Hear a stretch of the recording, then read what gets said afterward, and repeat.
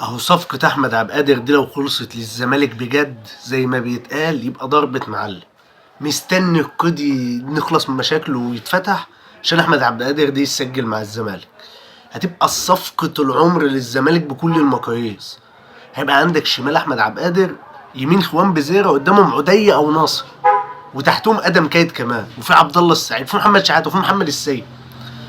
خلاص انت عندك خط هجوم فتاك. لاحمد عبد القادر بالذات، احمد عبد القادر ده انا بقالي سنتين تلاته نفسي اشوفه بيلعب في الزمالك.